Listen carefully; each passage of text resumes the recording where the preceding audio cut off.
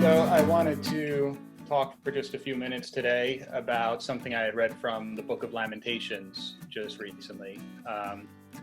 As a lot of you probably know, my wife is a nurse and has really been stressed and struggling about going into work every day when really the rest of the country and the world is shutting down. And she's choosing to go into a place where people are sick. So I had shared with her this reading from Lamentations, which I'm sure we're all familiar with what it's going to be. Reading through the book of Lamentations, there's a few things that are very obvious in that book. One is Jeremiah and the people are absolutely crushed by the destruction of Jerusalem. And I think it's not a modern event to compare it to, but if you think about when Rome fell and the whole world was changed after that happened, Rome was called the Eternal City, and when it fell, it was not eternal anymore. And I think one of the things that calls to mind for me is, in a lot of ways, it feels like that's what we're seeing in America right now. What we thought was the best healthcare system in the world is in danger of collapsing any day. One of the freest and richest countries in the world, elderly people are trapped in their homes. Millions of people are unemployed. Some of us, myself included, have lost family members to this virus. There's a lot to be upset about right now. There's a lot to be angry about, and there's a lot to lament about. In Lamentations, as you read from chapter to chapter to chapter, the Lamentations get worse and worse and worse as Jeremiah is thinking and crying and talking about everything going on. The Lamentations in America are going to progress too. When you see the latest projections that as many as 250,000 of people might die, it seems unfathomable. That's more than half of all the Americans that died in World War II. There is a lot to lament about in America today. One thing I want to be careful about is that I am not going to say that this is any kind of divine judgment from God. I think that's a dangerous thing to do. And I personally would disregard anyone that tells you that it is. And if Paul disagrees with me, he'll edit this part out. We can never know. We can't know if this is directly from God in some kind of judgment. But what we can know is that this pandemic is the result of our sinful and broken world. It doesn't need to be punishment for a particular sin. It's enough that anything that happens is the consequence of Adam's sin and the affirmation of Adam's sin that we make every day. Nonetheless, Jeremiah, even though he knew Jerusalem deserved it, looked over the city and grieved. Why did he grieve? I'm just going to share a few verses from the first few chapters. Chapter 1:1. How lonely sits the city that was full of people. How like a widow has she become, she who was great among the nations. The roads to Zion mourn, for none come to the festival. All her gates are desolate. Calvin and I just had to take a ride up to Rochester last week to his apartment, which was empty, so we didn't break any quarantine. But we had to pick up all of his stuff from school because he's not going back this year and move him back in home. And it was incredible making that 4.5-hour ride or 4-hour ride up to Rochester. There were very few cars on the road. And I think about that when Jeremiah says, how lonely sits the city that was full of people. And you can see that on the news anywhere. Any of these big cities that were used to having thousands and thousands of people course through them every day are empty. Jeremiah was upset about that because Jerusalem was the great city. It was God's city, and it was empty. We look at places like New York, and we say, how are these places empty? How is no one out? He says in verse 8, Jerusalem sinned grievously, therefore she became filthy. All who honored her despise her. For these things I weep, my eyes flow with tears, for a comforter is far from me, one to revive my spirit. My children are desolate, for the enemy has prevailed. Zion stretches out her hands, but there is no one to comfort her. The Lord has commanded against Jacob that his neighbors should be his foes. Jerusalem has become a filthy thing among them. When I think about verses 16 through 17 especially, he says, for these things I weep because a comforter is far from me. Some of you may know my uncle on Long Island just died last week from the virus. And that verse hits me because none of the family was able to mourn with my aunt. The funeral was just my aunt and my 2 cousins, and that was it. And Jeremiah is lamenting that it seems like Jerusalem and the people of God are in this on their own. There's no one for them to turn to. There's no people for them to turn to. The people who were once their friends are their enemies now. Lastly, chapter 2, verse 21, he says, "In the dust of the streets lie the young and the old. My young women and my young men have fallen by the sword.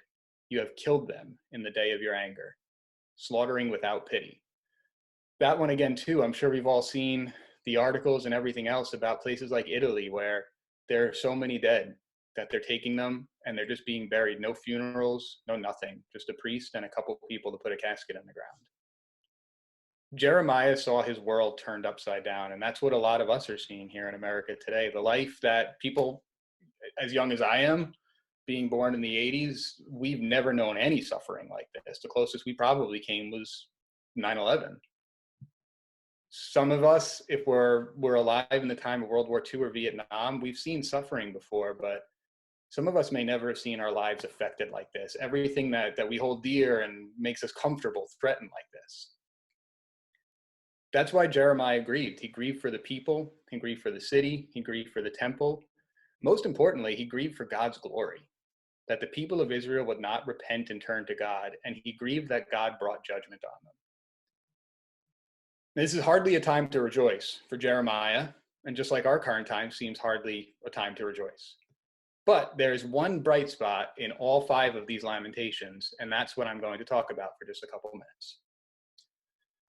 In the midst of this dirge of despair that Jeremiah is giving, he issues an incredible testimony to the force of God's divine grace. In the midst of everything going on, the destruction of Jerusalem, the death of men, women, children, elderly, everyone, Jeremiah sees a ray of hope which depicts the unceasing mercies of God. He says in chapter 3, starting in verse 19, "Remember my affliction and my wanderings, the wormwood and the gall. My soul continually remembers it and is bowed down within me. But this I call to mind, and therefore I have hope. The steadfast love of the Lord never ceases. His mercies never come to an end. They are new every morning. Great is your faithfulness. The Lord is my portion, says my soul. Therefore I will hope in him." Like Jeremiah, we have no claim on God's mercies. They're altogether undeserved for us. But what Jeremiah says here is that God's mercies never cease. All of us have done so much to provoke God and give him cause to cut off his mercy completely. We've abused his mercy. We've ignored his mercy. Sometimes we've begrudgingly accepted his mercy. But it's still there every day, and it's new every day. So what was God's mercy to Jeremiah? Because it's really not easy to see in this passage. It's hard to go from talking about our city's fallen, everyone's dead, to God, you're so merciful. But when I was reading through it, all I could think of was Jeremiah 32, starting in verse 36, where he says, "You are saying about this city, God, by the sword, famine, and plague, it will be given into the hands of the king of Babylon. But this is what the Lord, the God of Israel, says. I will surely gather them back from all the lands where I banished them in my furious anger and great wrath. I will bring them back to this place and let them live in safety. They will be my people, and I will be their God. I will give them singleness of heart and action so that they will always fear me, and that all will go well for them and for their children after them. I will make an everlasting covenant with them. I will never stop doing good to them, and I will inspire them to fear me so that they will never turn away from me. I will rejoice in doing them good and will assuredly plant them in this land with all my heart and soul. This is what the Lord says. As I have brought all this great calamity on this people, so I will give them all the prosperity that I have promised them. Once more fields will be bought in this land of which you say, it is a desolate waste without people or animals, for it has been given into the hands of the Babylonians. Fields will be bought for silver, and deeds will be signed, sealed, and witnessed in the territory of Benjamin, in the villages around Jerusalem, in the towns of Judah, and in the towns of the hill country of the western foothills of the Negev, because I will restore their fortunes, declares the Lord." In a sense, this is the mercy that Jeremiah is talking about here. His mercies are new every morning because his judgments are never final. We need to recall that always. Jeremiah 32 has been fulfilled for us. His mercies were made new on us when we were given that new heart. His mercies are made new on us every day when we fail and we're forgiven. Can God's mercies exist in the midst of death and a pandemic? Yes, they can. We need to be confident that they can, because God's mercies deal primarily with the death and the disease of our souls. This virus has exposed much about our world and our country that may be uncomfortable to us.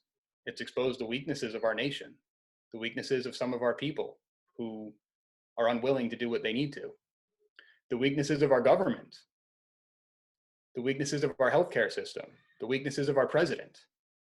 But what it doesn't do is it doesn't expose any weakness of our God.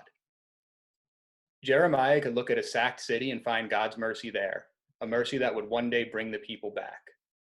We too need to look at this pandemic and find God's mercy, a mercy that has already brought us back. And we need to pray that God would see fit to grant us mercy from this disease. And a parting word about God's mercies every day is that no matter how dark our days appear to be, we need to remember with Jeremiah that it is of the Lord's mercies that we are not consumed, because his compassions fail not. They are new every morning. Great is his faithfulness. His mercies will be fulfilled in us one day when we join him in heaven. And it's very difficult looking at a world that's in some ways crumbling, family members who are sick, and to feel God's mercy in those situations. But Jeremiah was calling the people to remember the fulfillment of God's covenant. That was the mercy being promised to them. And that's the mercy promised to us. Every day, God's mercies are new on us, because every day we will sin, and every day God will forgive us. We can proceed in confidence with that, knowing that his love is sure, and it helps us to face any of these trials, any of these dangers, any of these heartbreaks, because we know every day God's mercies will never run out on us. It doesn't mean life will be comfortable, but it means we're waiting for our fulfillment one day when we join him in heaven, and we're confident that his mercy will not run out on that day either. Okay. Is backlighting and overhead lighting do not do well for my baldness. There you go. Yeah, you set it up higher so we're not looking up at your face. Good.